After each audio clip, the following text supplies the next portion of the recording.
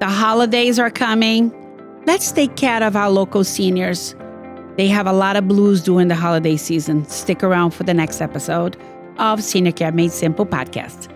Welcome to Senior Care Made Simple, an elder care podcast, your guide to navigating home health care with confidence. Hosted by Andrea Albertini, founder and CEO of Horizon Care Services, an industry leader in private duty home care in South Florida. To learn more, visit horizoncareservices.com.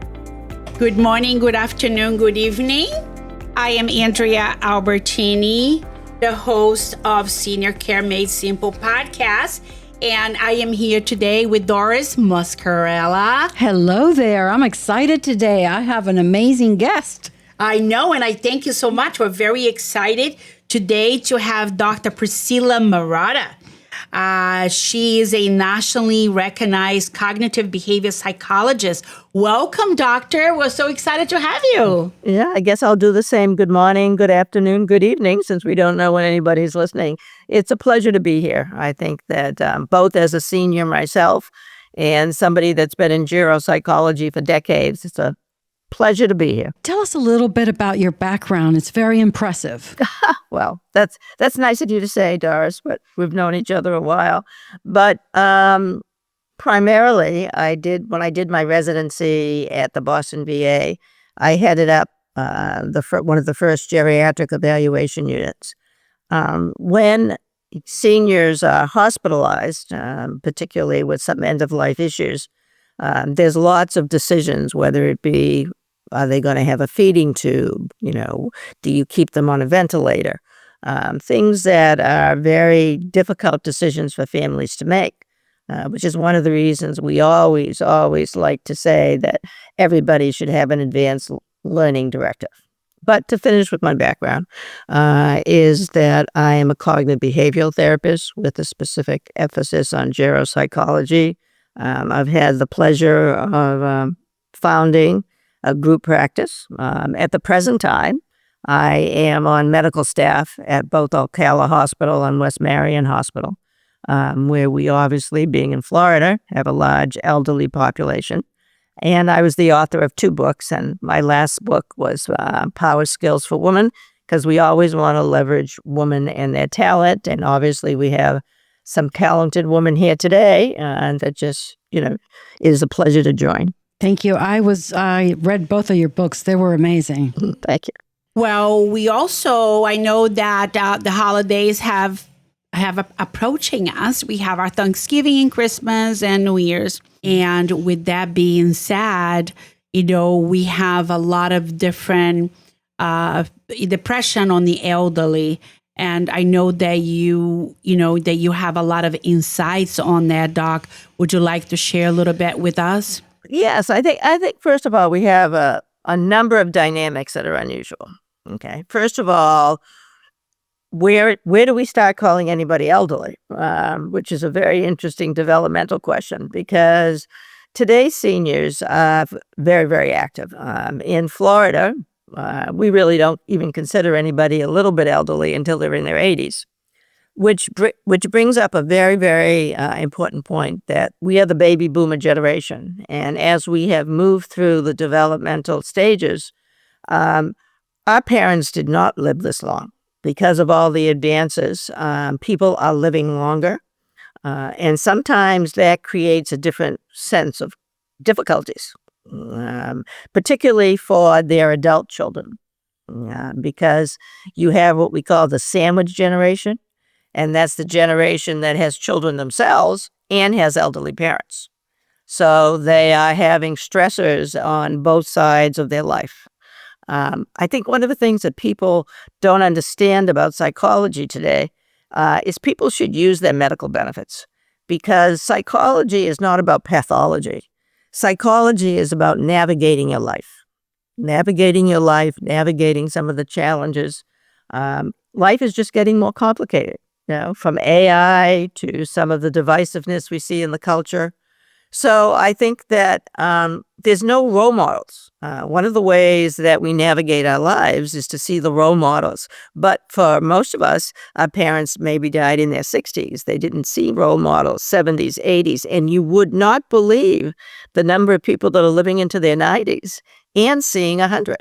So this is a brand new development. So, but how in the holidays, for some reason, and I consider myself a senior, we get very depressed. For some reason, it's just sad, and it's not supposed to be that way. How do you feel about that? What do you think? Well, when we talk about depression, and interesting, there's two ways about depression. In depression is, yes, you can feel a little bit sad, and we'll talk about the holiday blues. But you also, and people don't realize this, is people get irritable. That one of the largest signs of depression is low frustration tolerance and irritability. And people don't understand that as depression. I think one of the things that happens during the holidays is, first of all, you have to understand it's the ending of another year. Okay. And as we're navigating through, oh my God, I'm 50. Oh my God, I'm 60. Oh my God, I'm 75. I think one of the biggest challenges is not to live the number, that live your life, not your age. Because if you start living the number, then you start putting in all these expectations, or you start putting in the shoulds.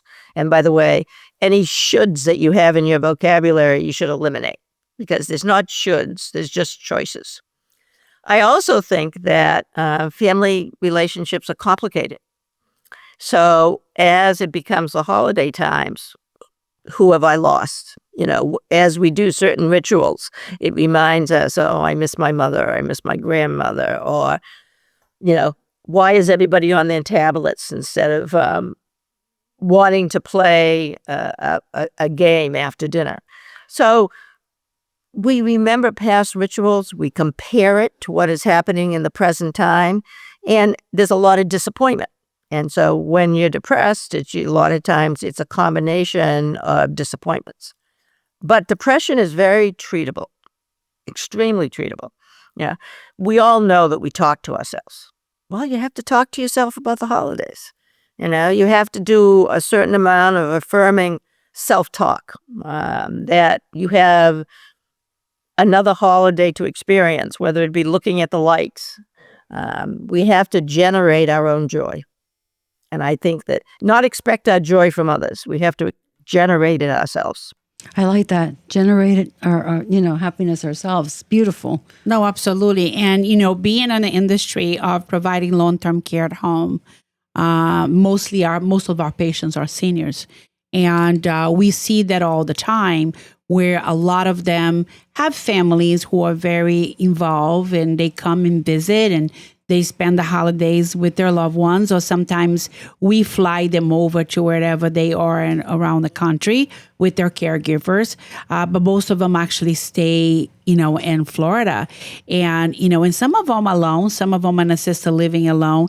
And we do see a tremendous amount of death during the holiday season, and which is very unusual, Well, when you think about it from a psychological point of view.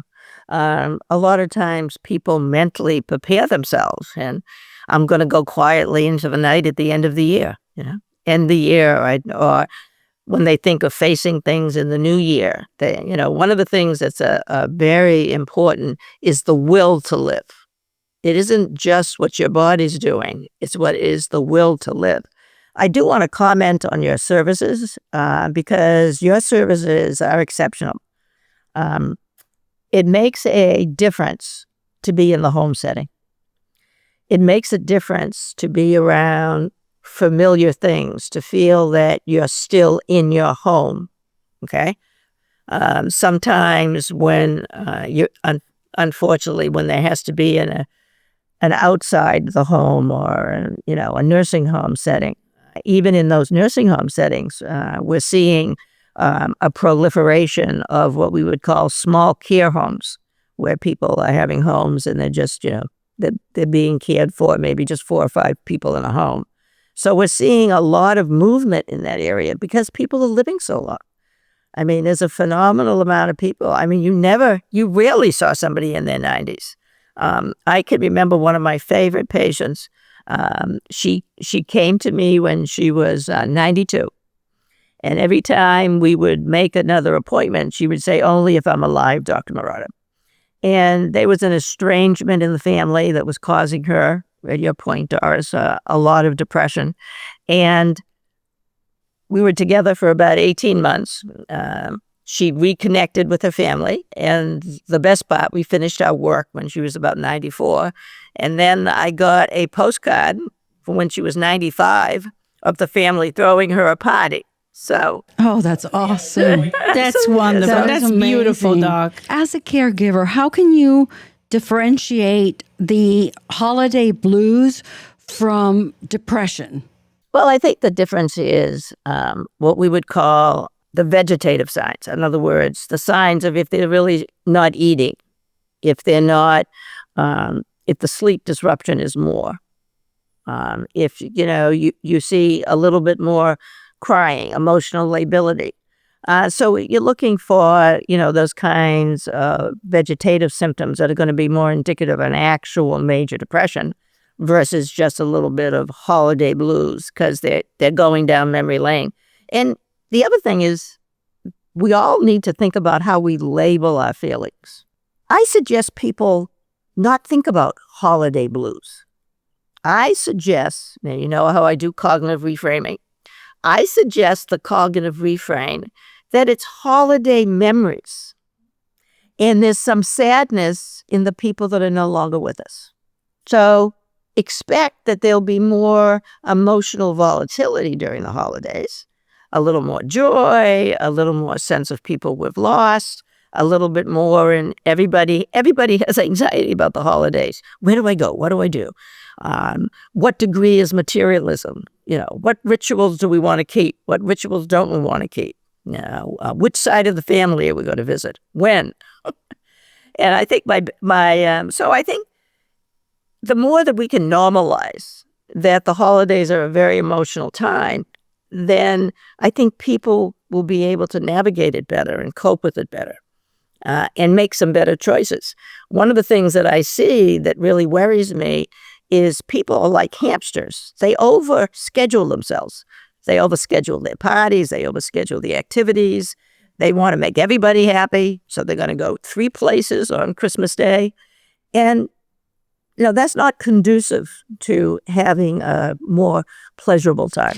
Well, in my case, my daughters are all grown up and they're out of state. So it's like, okay, so what am I going to do? I mean, the family has grown and it changes.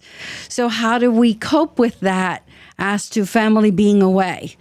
Actually, one of the wonderful things as we're here on a podcast, but you also want to realize that we have FaceTime. You have WhatsApp, if they're international, that you can connect virtually, and to enjoy that connection. Sometimes we'll have the connections where you'll set it up on a little stand, and if you have grandchildren, you can actually watch your grandchildren undoing their gifts.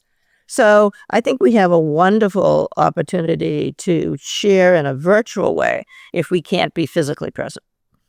I also think that as what we call empty nesters, our children have left, that as empty nesters, one of the things that is really helpful is to create, I call it, your new adult rituals.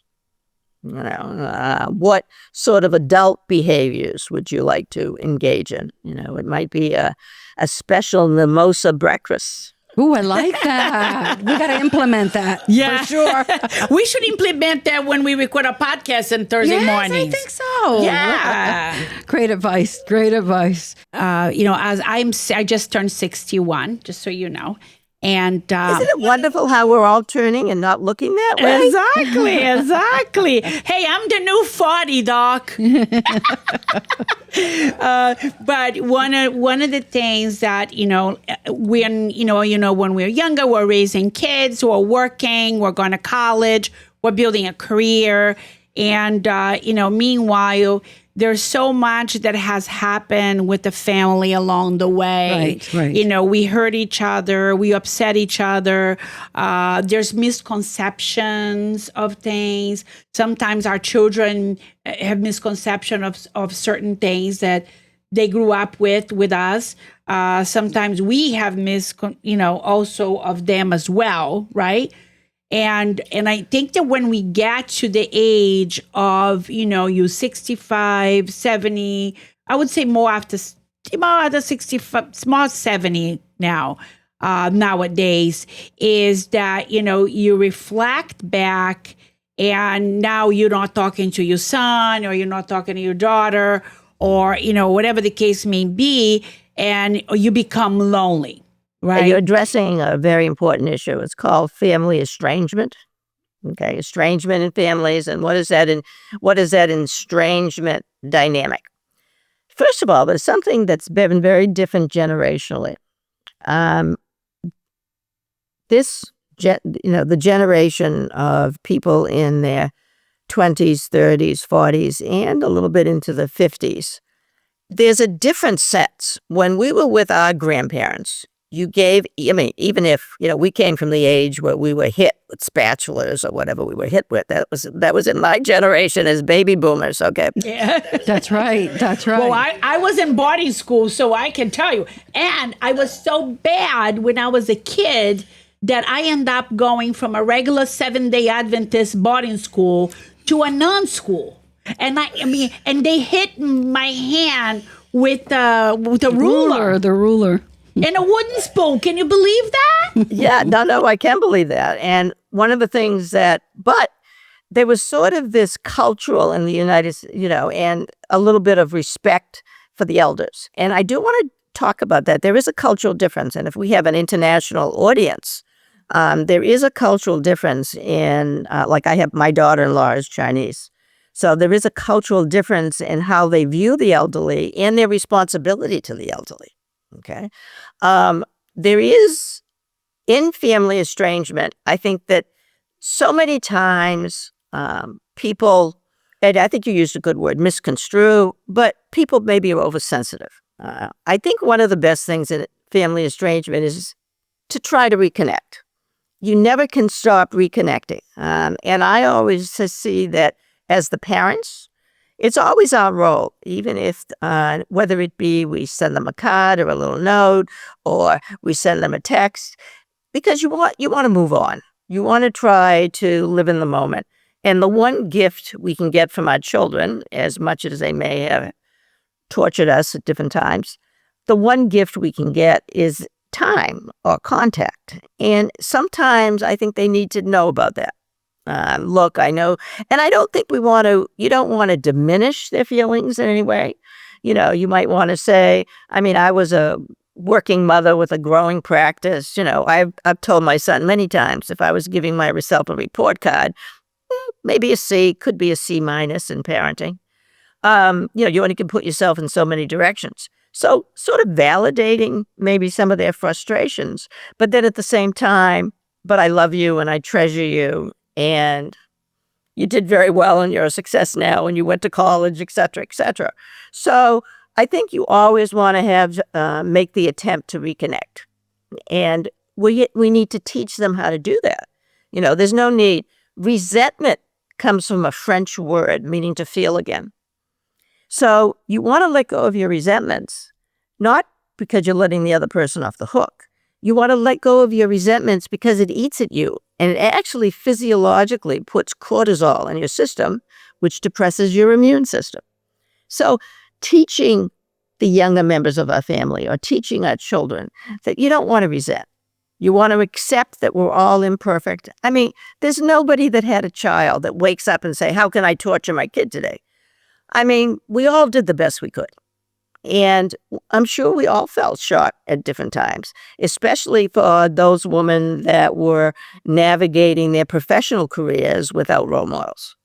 So I think we want to teach them about the advantage to themselves to let go of resentments and that you can reconnect. You can reconnect in the present.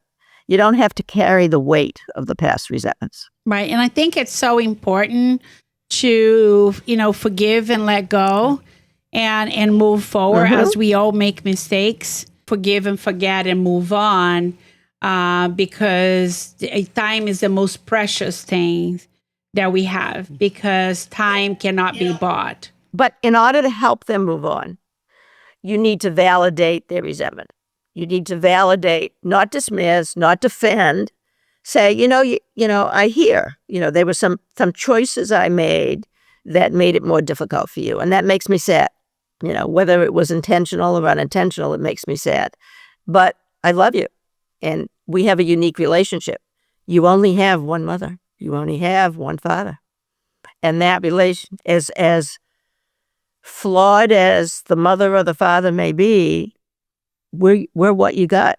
And we're not going to be here forever. So let's try to share some special moments in the present. And what is happening now is, we have a lot of clients in country clubs. We service clients that lives in those high-end country clubs.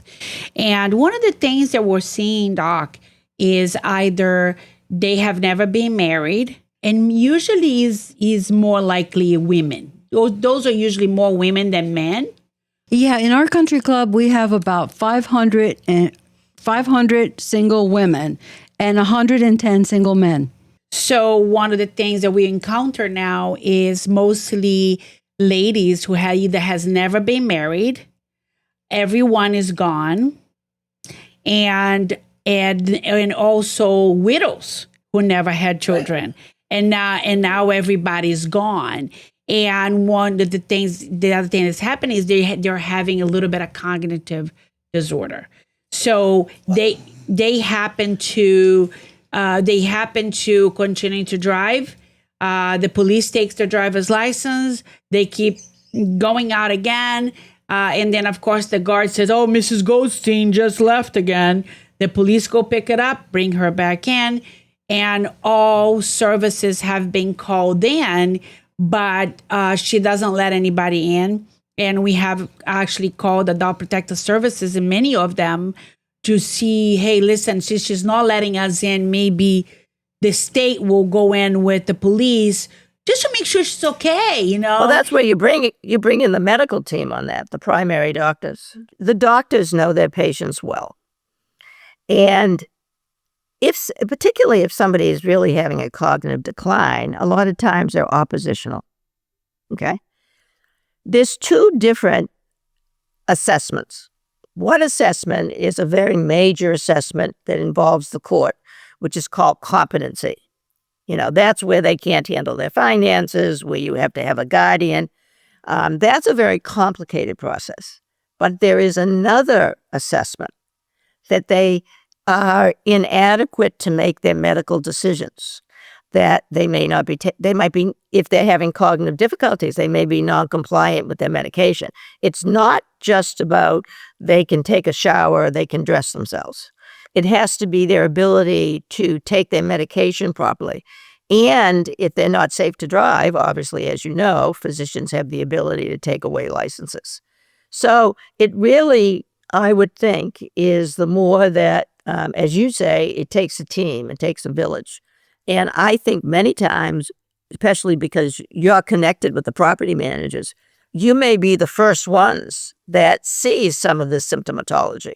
So it's really finding out the doctors involved. And, a lot of times, hopefully they may be a friend, or sometimes there's nobody, just like you said, there's nobody. So you may be the key one to try to get the doctor involved. Well, so those cases that we are talking about is actually the property manager and the property manager assistant is the one who knows about those people and contact us to see if we can help. But here's the problem. They're not allowing anyone to come into the home, right? To get that information. Who's your physician? Who are you seeing? Who's your primary care? That's the problem, because that person completely don't want anybody in a home. Now, God knows how they're living. Even though they're living in a $5 million home, a $6 million home, they don't let anybody in. So that's kind of they have to let the police in for what we call a wellness check. They have to let them in for a wellness check. It's not optional. So let me ask you a question. So we have a client, right, that doesn't let anybody in. So, and she's in a country club. So could we suggest to our referral source to say, call the police to do a wellness check, Yeah, right? wellness check. And can I be there for that? What kind of HIPAA would it be if... Well, first of all, it's not HIPAA yet because it's law enforcement wellness check. Okay, that would depend on your relationship with the police. The police might be very happy to have you there. They don't particularly like wellness checks. It's not their primary goal as law enforcement. But that would really depend on the law enforcement person's decision whether you could be there as well. Because, I mean, that's one of the suggestions that we are going to be able to give it to some of our clients. Yeah, they can't refuse a wellness check. Because that way we can find out who the physician is and we can go and say, this is your patient, Mrs. Whatever, and, this is what's the condition. We're very concerned. We have called the police. We got a wellness check on her. How do you want to proceed with it? The best way, because don't forget HIPAA, that's a privacy protection, protected health information. But we can receive information from anybody. And it's always best in receiving information is to find the person's email, because put it in the email, because that gives the physician documentation, and then it makes it a little bit, because we're all about documentation. So the more data and documentation we have, the better it is. A phone call is not helpful because it's verbal. You have to put it in writing to the doctor once you find out who the doctor is. Yeah. Well, thank you for that. We never had that question answered before, right, Doris? I know. We're learning so much here today. It's amazing. It's amazing. I'm so glad that you came and talked to us because, your experience dealing with all this has been absolutely amazing. Yeah, been my pleasure. I want her to give me, I have my mother who's still alive. She is 96 years old. God bless her. She's not as mobile as she used to be, and I know she's kind of quiet. How, for the holiday blues, let's say, okay, because we're getting ready for the holidays. All the holiday emotionality. What can we do as caregivers we're in the sandwich generation, as you mentioned before, for our parents and for our kids, the ones that can make it when we get together or during the holidays. What is the best recommendation that you can give us? I think the best recommendation is to make them feel part of the dynamics. And the way about that is everybody likes to share stories. I would love to hear, when you were 10 years old, what was your Christmas look like? Ooh, I like that. People love to go down memory lane. And I think one of the things that happens is our long-term memory stays more intact. They can remember what they did when they were their early years, or the first time. When is the first time that you start believing in Santa Claus? There's so many interesting questions. What is the most special Christmas gift that you can remember getting as a child? So that then they're sharing something of themselves. They feel connected. They don't feel like they're just on the periphery. Oh, I like that. I'm going to do that. I'm going to do that when I call her every time I check on her. Well, I want to thank you. It's been delightful. You provide very needed services, and I think you make a difference. And as you talked about, there is a large amount of people that are disconnected. Your team and your staff become their world. And, what you're doing is sort of heartfelt and more needed as this population ages. So I want to wish you a very, very wonderful holiday. And thank you very, very much for inviting me as a guest. Absolutely. Well, thank you so much. We are so happy to have you here, Dr. Marotta. If any of you have any questions, if any of you would like to share anything in our podcast, they'll be resourceful for all the listeners. Please email us at seniorcaremadesimple@gmail.com. seniorcaremadesimple@gmail.com. We wish you guys a wonderful Thanksgiving with a lot of health, wealth, and a lot of prosperity. Enjoy your family. Love your family. Appreciate your family. Remember, the most precious thing we have is time. Have a great day, everybody. Senior Care Made Simple, an elder care podcast, has been brought to you by Horizon Care Services, your private duty choice in home care in South Florida. For more information on acquiring home care assistance, visit horizoncareservices.com.